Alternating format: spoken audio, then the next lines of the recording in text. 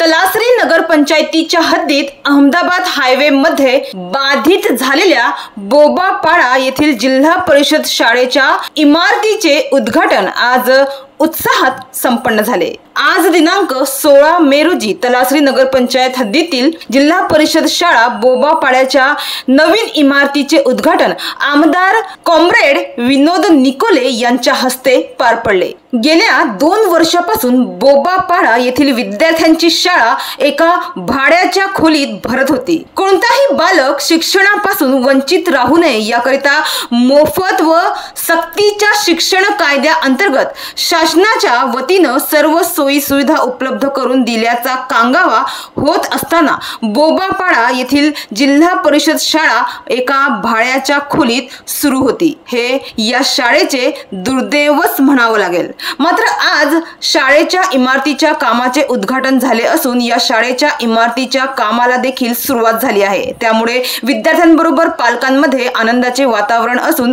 विद्यार्थी वर्गाने आमदार विनोद निकोले यांचे मनापासून आभार मानले। तर या उद्घाटनाप्रसंगी गटविकास अधिकारी वैभव साबळे, नगराध्यक्ष सुरेश भोये, उपनगराध्यक्ष कॉम्रेड सुभाष दुमाडा, नगरसेवक कॉम्रेड शांती मलावकर, कॉम्रेड सुहास मूर्ती, कॉम्रेड विलास ठाकरे, गटशिक्षण अधिकारी, माजी सरपंच कॉम्रेड सुभाष मलावकर आदी मान्यवर विद्यार्थी पालकवर्ग मोठ्या संख्येने उपस्थित होते। डहाणूवरून कल्पेश दळवी, विकास समाचार।